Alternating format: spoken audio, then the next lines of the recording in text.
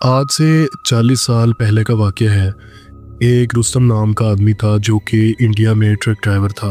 लोग बताते हैं कि ये आदमी अपने ट्रक समेत एक खाई में गिर कर मर गया था। और लोग ये भी बताते हैं कि जिस जगह इसकी मौत हुई थी, अगर रात के टाइम उधर से कोई गुजरे तो ये आदमी इसको नज़र आता है।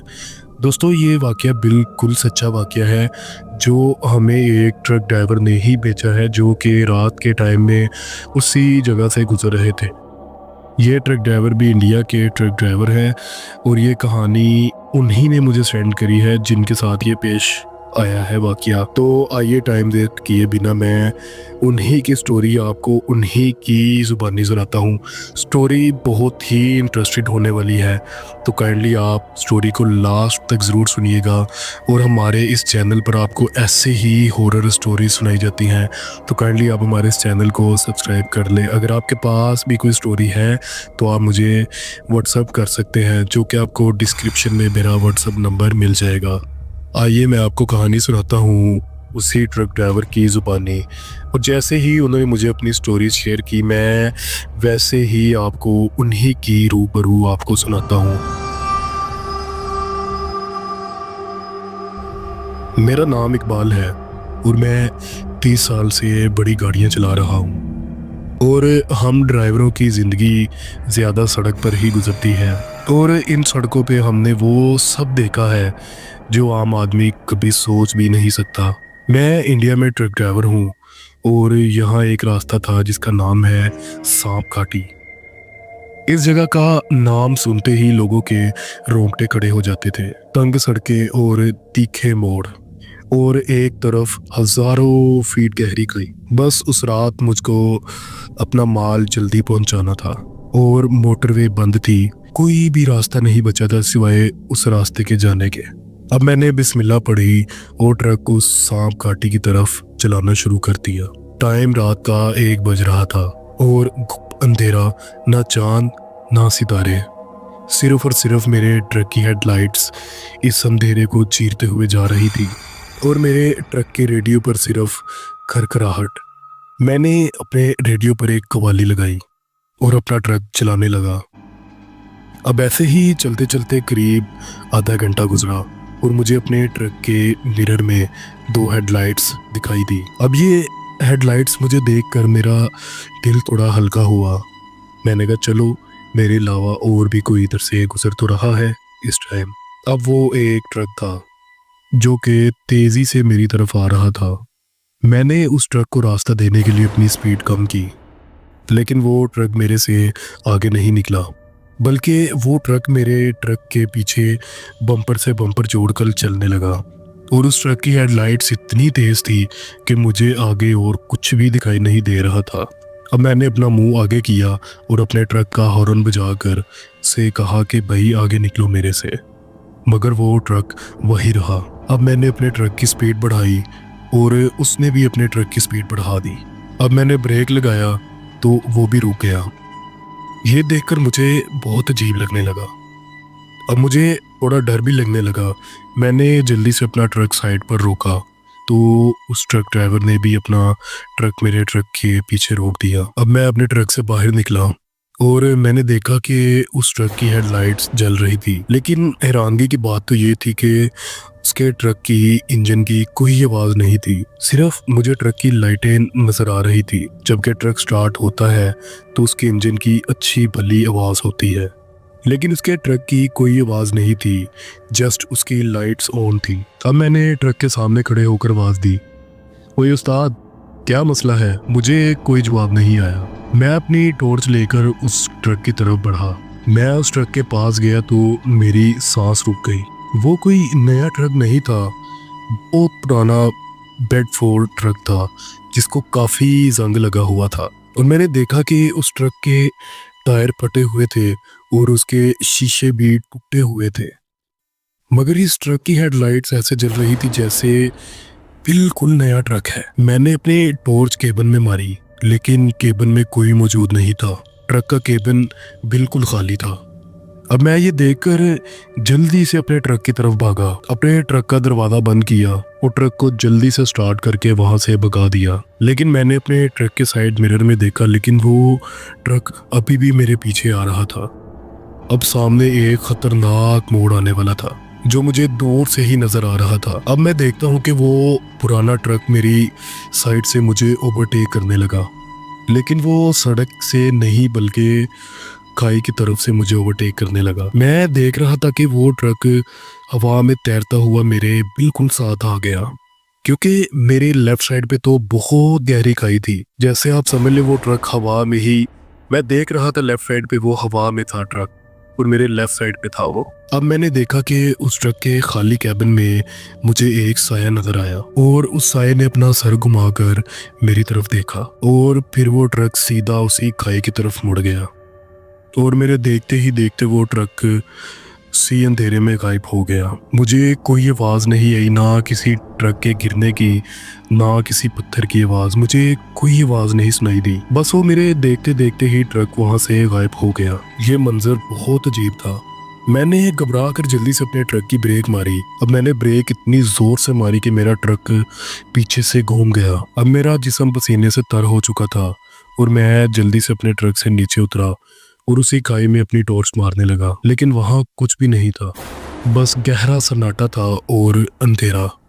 अब मैं दोबारा अपने ट्रक में बैठा और आयतुल कुर्सी पढ़ने लगा और तकरीबन घंटे बाद मैं उस घाटी से बाहर निकल आया। अब मैं उस जगह से बाहर निकल चुका था तो सुबह का टाइम हो चुका था, फजर की अज़ानें हो रही थी। तभी मुझे एक ढाबा नजर आया और मैं उस ढाबे पर रुका। ढाबे वाला आदमी मेरी हालत देखकर बोला, लगता है उस्ताद जी आज आपकी रुस्तम से मुलाकात हो गई।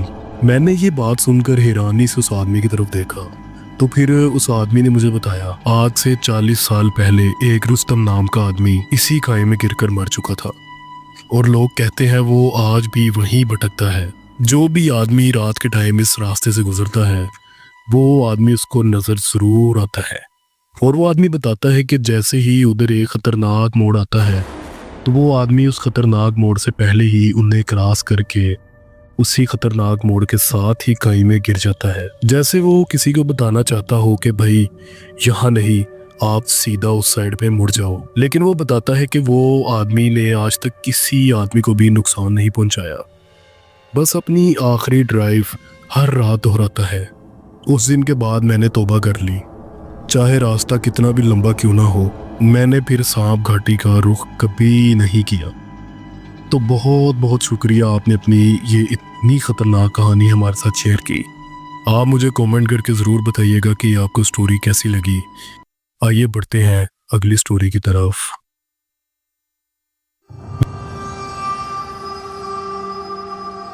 अस्सलामुअलैकुम, मेरा नाम आसिफ है और ये वाक़या मेरे वालिद साहब के साथ पेश आया था जब वो रेलवे में नए नए मुलाजम भर्ती हुए थे।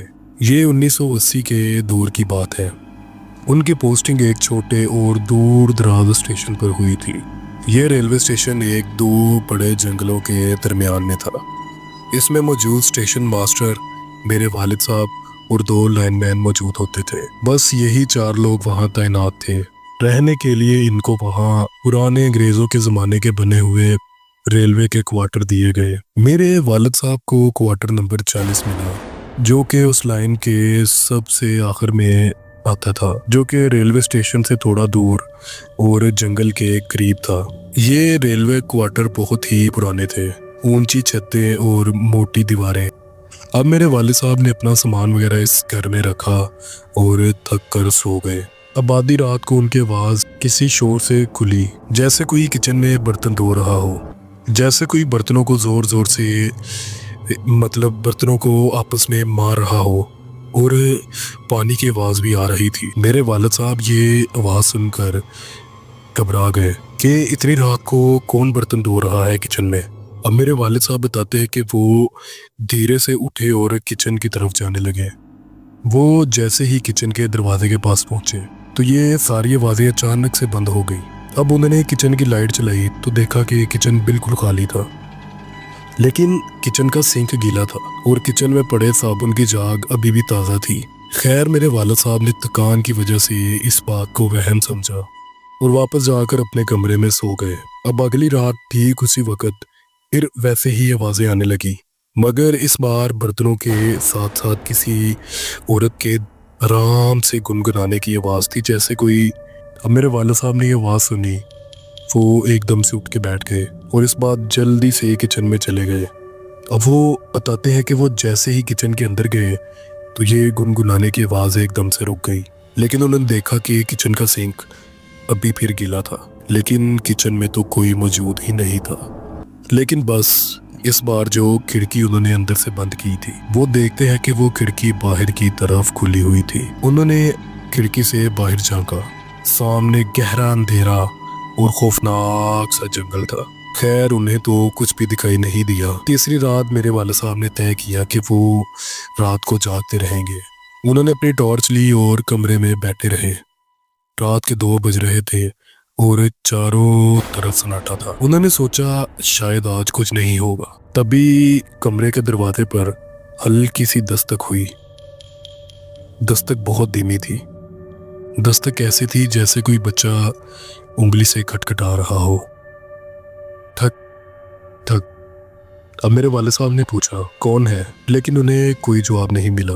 फिर उन्होंने देखा दरवाजे के नीचे जो थोड़ा सा खाली हिस्सा था, वहां से 2 छोटी छोटी चमकती आंखें झांक रही थी। आंखें ऐसी थी जैसे किसी बिल्ली की हो, लेकिन वो जमीन से थोड़ा ऊपर थी। ये देखते ही अचानक मेरे वाले साहब को एक बच्चे की हंसी सुनाई दी, लेकिन वो बच्चे की हंसने की आवाज दरवाजे के बाहर से नहीं बल्कि छत के ऊपर से आ रही थी। ये सुनकर मेरे वाले साहब बताते हैं कि उनके रोंगटे खड़े हो गए। उन्हें समझ आ गया कि मामला कुछ ठीक नहीं है। उसी टाइम किचन के अंदर से जोर जोर से बर्तनों के गिरने की और बर्तनों के टूटने की आवाज आने लगी, जैसे कोई गुस्से में सब कुछ इधर उधर फेंक रहा हो। और अब वो औरत जिसके गुनगुनाने की आवाज आ रही थी, वो जोर जोर से चीख रही थी। ये सब कुछ एक साथ हो रहा था। दरवाजे पर हल्की हल्की दस्तक और छत पर उस बच्चे के हंसने की आवाज और इधर इस औरत के जोर से चीखने की और बर्तनों के गिरने की और टूटने की आवाज। अब मेरे वालिद साहब बहुत घबरा गए। वो बताते हैं कि मैं जल्दी से उस घर के दरवाजे को मैंने हिम्मत करके दरवाज़ा खोला और जल्दी से भागकर उस स्टेशन मास्टर के घर की तरफ भागने लगा। फिर वो बताते हैं कि जब वो सुबह अपना सामान लेने वापस आए तो वो बताते हैं कि किचन बिल्कुल साफ था, एक भी बर्तन टूटा नहीं था। और वो बताते हैं कि सब कुछ अपनी जगह पर वैसे ही पड़ा हुआ था। लेकिन मेरे वालिद साहब को सी स्टेशन मास्टर ने बाद में बताया कि उस स्टेशन मास्टर ने बताया कि कई साल पहले, तभी वो बताता है कि इधर एक फैमिली रहती थी, तो वो इसी ट्रेन के हादसे में आकर मर गए थे। तो शायद ये उन्हीं की रूह इधर भटक रही है। ये स्टोरी मेरे वालिद साहब ने मुझे सुनाई है, तो मैंने सोचा आपको शेयर कर दूं। तो उम्मीद करता हूँ आपको ये स्टोरी पसंद आएगी। बहुत शुक्रिया आपका, आपने अपनी स्टोरी हमें शेयर की। दोस्तों कैसी लगी आपको स्टोरी, मुझे कमेंट करके ज़रूर बताइएगा।